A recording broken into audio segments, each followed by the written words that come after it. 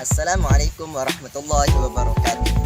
Kami mahasiswa Institut Agama Islam Hamzan Wadi Nahdlatul Wathon Lombok Timur, Prodi Pendidikan Agama Islam, kelompok 5 semester 2.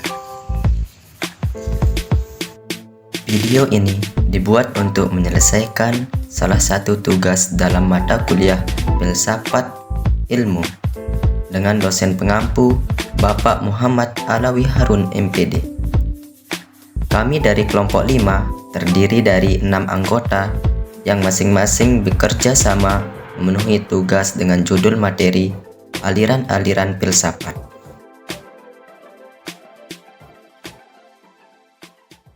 Sebelum kami masuk ke pembahasan lebih lanjut, izinkan kami terlebih dahulu memperkenalkan anggota kami. Yang pertama, saya sendiri, Rifki Septiadin, NIM 2201010266. Yang kedua, Muhammad Ilman Hakiki, NIM 2201010392. Yang ketiga, Siti Sa'diah, NIM 2201011301. Yang keempat, Nadia Afrilia Wulandari, NIM 2201010228. Yang kelima, Zumratul Aini, NIM 2201010343.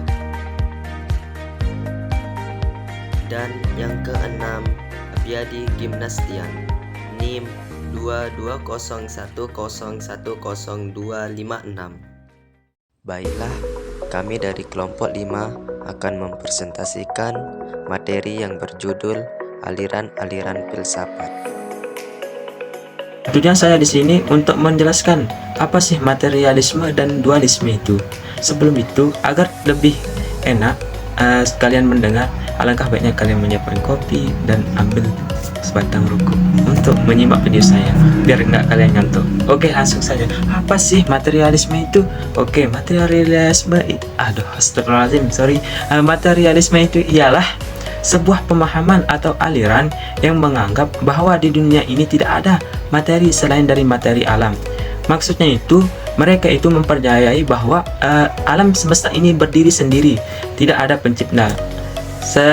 Materialisme ini sama dengan kaum ateis, tidak mengenal tidak mengenal namanya alam gaib, tidak mengenal namanya Tuhan dan yang lain-lain yang berkaitan dengan alam gaib. Oke, dari pengertian ini timbullah beberapa kritik dari kalangan ulama seperti yang di samping ini nih. Inilah, silakan dibaca nanti. Oke, lanjut yang kedua. Apa sih dualisme? Dualisme ialah, kita bisa simpulkan bahwa di sini dua itu artinya dua, sedangkan lisme itu artinya kepercayaan. Jadinya di sini dualisme itu ialah dua kepercayaan, yaitu hakikat materi dan hakikat rohani. Contohnya dari pengertian hakikat rohani dan hakikat materi ini ialah yang ada pada diri kita.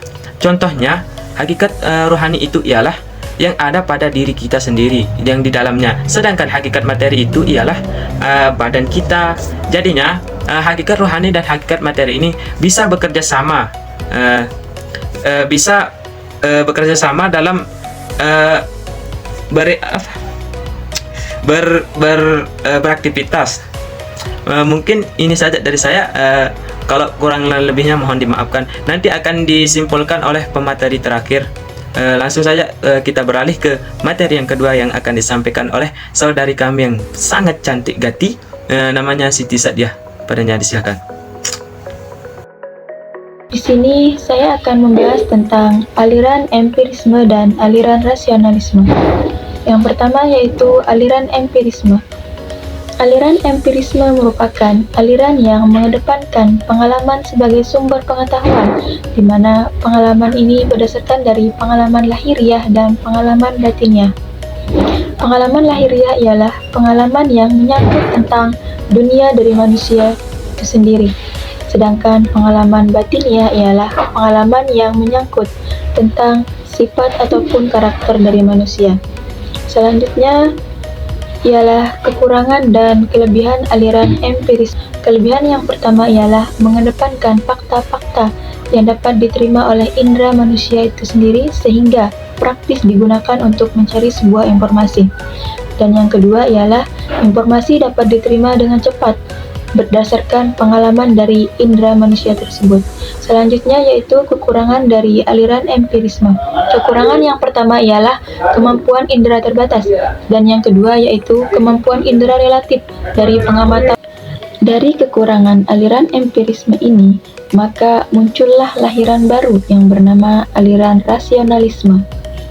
Aliran rasionalisme merupakan aliran yang menyatakan kebenaran dapat diperoleh dari pembuktian logika dan analisis sebuah fakta.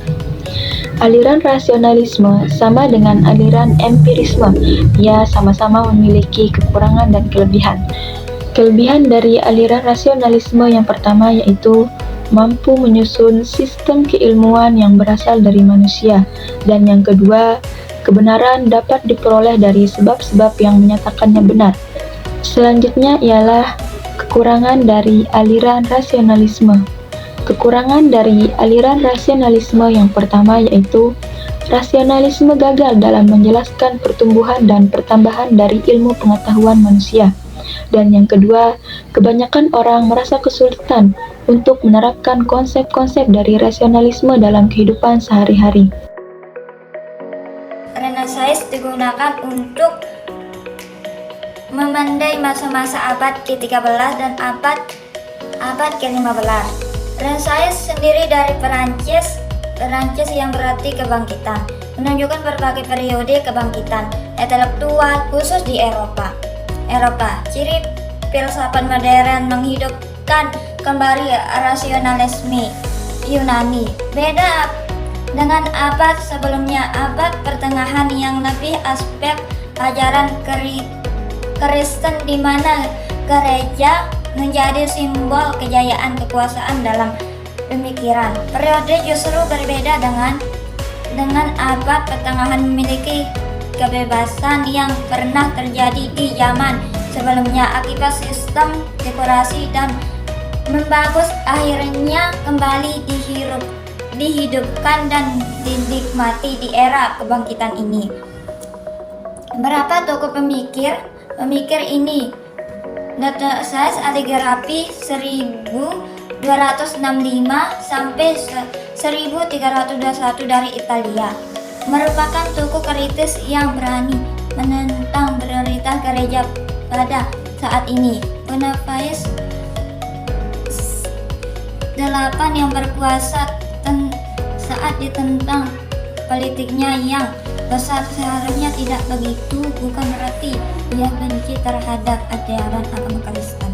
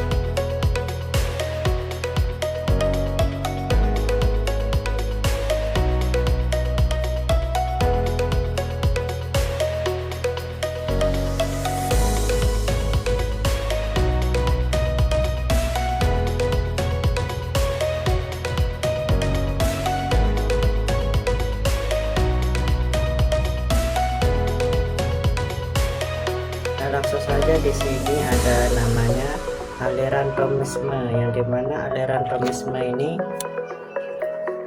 diciptakan oleh yang namanya Thomas Aquinas. Tidak jauh berbeda nama daripada aliran daripada penciptanya juga. Nah, Thomas Aquinas ini beliau lahir di Skotlandia. Beliau dijuluki dengan ahli intelektual, makanya mampu menciptakan daripada aliran Thomisme.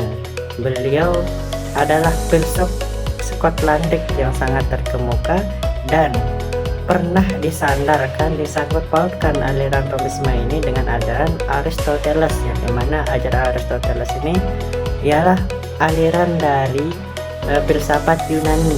Nah, karena filsafat itu bisa kita pakai di masing-masing daerah, tidak bisa kita filsafat Yunani kita pakai di ranah-ranah yang berbeda, tidak bisa. Seperti kalau di agama, menyangkut paut agama itu jauh sekali.